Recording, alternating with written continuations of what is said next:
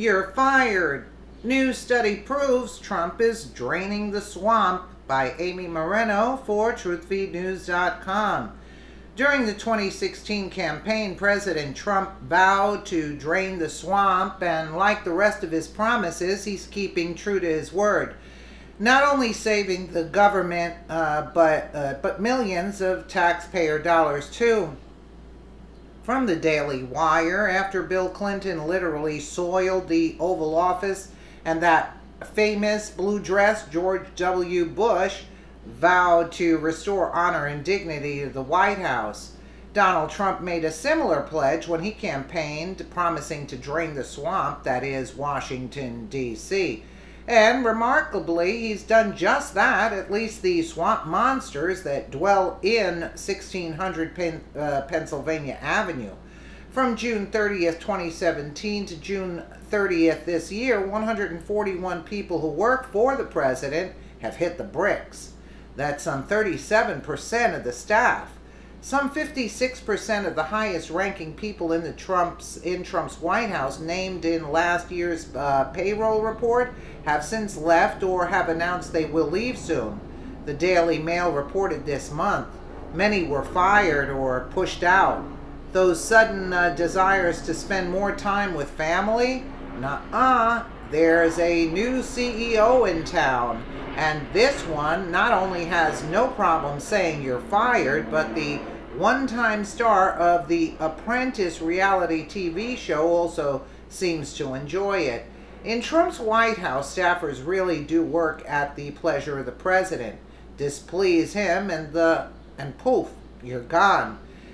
Take former communications director Anthony Scaramucci. He was hired on July 21st, 2017, began work on July 25th, held a disastrous press conference, made derogatory statements about fellow staffers in a late-night phone call with a journalist, and then he was fired on July 31st. 6 days he lasted, setting a new record. From June 30th, 2017 to June 30th this year, 141 people who worked for the president have hit the bricks. Plenty of other top-level staffers have also departed, and not always of their own accord, including Chief of Staff Reince Priebus, Top Economic Advisor Gary Kahn, Deputy Chief of Staff Rick Dearborn, and Press Secretary Sean Spicer. That's a far cry from how things have been done in the past two administrations. Under Barack Obama, the despicable Attorney General Eric Holder was held in contempt by Congress, and the dishonest Secretary of State Hillary Clinton was responsible for what happened in Benghazi, but neither were fired. Republican administrators have been just as bad. Remember Brownie? Despite his blundering incompetence handling the aftermath of Hurricane Katrina, FEMA head Michael Brown got a glowing review from Bush, who famously said, "Brownie, you're doing a heck of a job." He wasn't, of course, but every 2 weeks, taxpayers shelled out thousands of dollars to keep him in his cushy FEMA job, while the former Judges and Stewards Commissioner for the International Arabian Horse Association ever even got appointed to the post as anyone's guess, actually. It's a different story now. At the second highest level of commissioned White House staff deputy assistant to the president, 43% of staffers named in the first Trump payroll report had left by this year's update versus 15% in the equivalent time frame for the Obama White House, the Mail reported.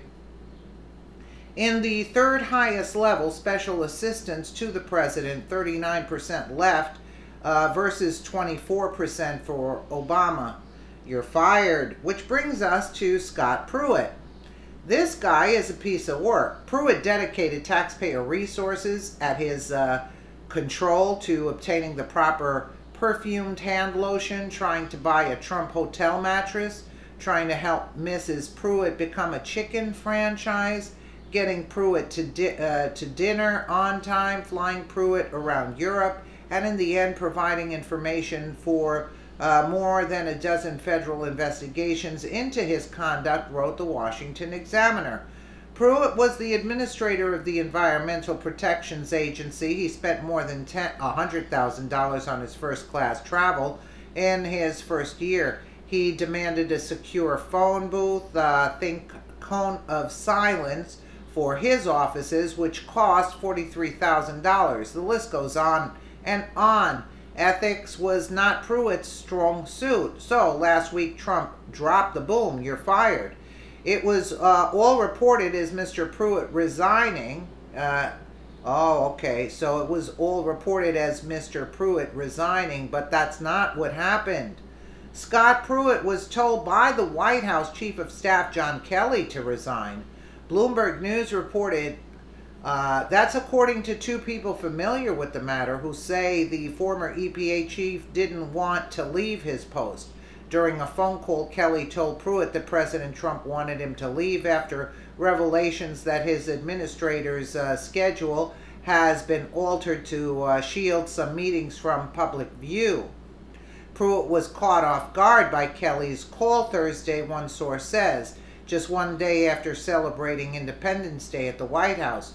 So say what you want about the president, but this much is true. In Washington today, at this moment, all those posers cashing government paychecks better watch out. If Trump finds out you stink at your job, and he will, you're toast, and the American taxpayers should be very happy about that. But I find this kind of odd that after they confronted Pruitt the next day that they said he resigned, and now they're saying that Trump fired him in reality. I don't know what to believe at this point. Because why at the same time where he was confronted by that liberal nut job in the restaurant there. I don't know. I just don't know. Because didn't you know about all these expenditures prior to that? You waited after that confrontation, and Pruitt says he's resigning after that confrontation, and now it's coming out that John Kelly actually told him to resign. Bloomberg News reported that, so I don't know what to make of it. I don't know, because these things are just too coincidental. You know what I'm saying? It just doesn't sound like he was. You picked that particular day. I mean, I don't know. Let me know what you guys think in the comments below. And again, thank you so much for watching.